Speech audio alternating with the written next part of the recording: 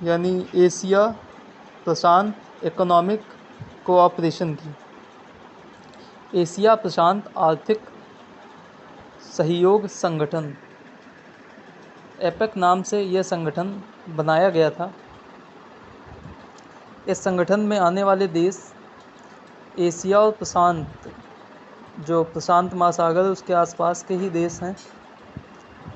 इसमें Russia, Vietnam, China, Korea, Japan और Thailand, Myanmar, Singapore, Australia, Papua New Guinea, Canada, USA, Morocco, Peru, Chile और New Zealand तथा इसके बाद भी कुछ देश हैं वो आते हैं।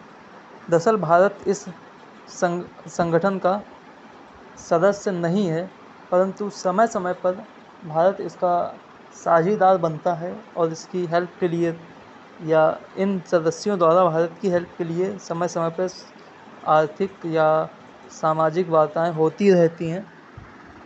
अभी हाल ही में वैश्विक महामारी से निपटने के लिए कोविड-19 टीके के साझाकरण और निर्माण का विस्तार करने के लिए एकजुट होकर कार्य करने का संकल्प लिया गया है एपेक द्वारा। क्योंकि आप लोगों को बता दें, एपेक 1989 में स्थापित एक क्षेत्रीय आर्थिक मंच है, इकोनॉमिक मंच है। इसके कुछ कार्य हैं जो एशिया प्रशांत क्षेत्र के अंतर्गत आते हैं।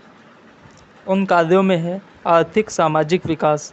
आर्थिक विकास का मतलब है कि इकोनॉमिक दृष्टि से हम लोग कितने सक्षम हों।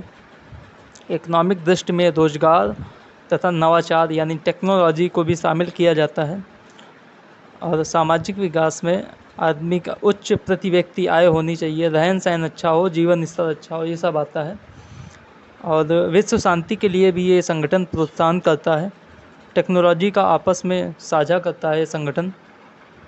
क्षेत्रीय विविधताओं का भी आदान प्रदान होता रहता है। जैसे यहाँ के सदस्य यूएसए के सदस्य कनाडा जाते हैं, कोरिया के सदस्य मलेशिया जाते हैं, मलेशिया के सिंगापुर के इंडिया।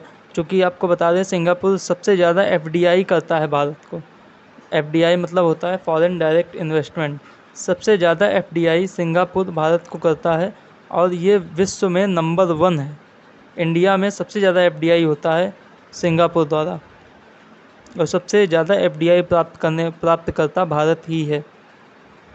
इसके बाद है कि आपसी सहयोग द्वारा विकसित होकर वैश्विक सद्भावना बढ़ाना इस संगठन का कार्य है।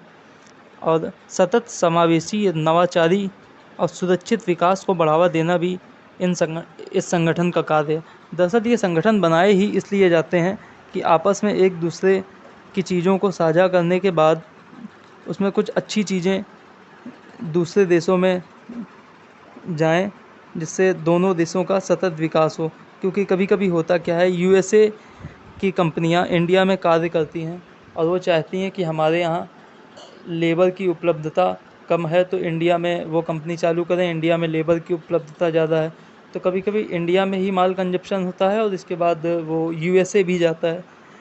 और कभी कभी वो अपने ब्रांड या अपने प्रोडक्ट का ग्लोबलाइजेशन करती हैं तो वो अन्य देशों में कंपनियों को इस्टेब्लिश करती हैं।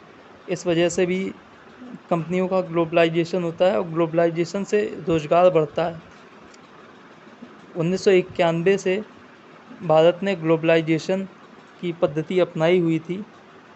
इसके पहले ग्लोबलाइजेशन की पद्धति नहीं थी, चूँकि 1947 के दशक तक भारत एक आज़ाद नहीं हुआ था। इस वजह से ग्लोबलाइजेशन से लोग डर रहे थे, मगर 1991 के बाद सोवियत संघ के विघटन के बाद ग्लोबलाइजेशन को भारत ने अपनाया और भारत को उसका फ़ायदा हुआ। वैश्विक कंपनियों का किसी देश में आना ही ग्लोबलाइजेशन है और किसी कंपनी का दूसरे देशों में जाना, किसी कंपनी का मतलब हो गया क्षेत्रीय कंपनी का दूसरे देशों में जाना ही ग्लोबलाइजेशन है। तो आज का टॉपिक यहीं समाप्त होता है। चैनल को लाइक, सब्सक्राइब और शेयर करें ताकि ज़्यादा से ज़्यादा चीज़ें आप लोगों तक पहुँचें। अगले वीडियो में हम लोग फिर से हाजिर होंगे किसी अन्य खबर के साथ। धन्यवाद मित्रों।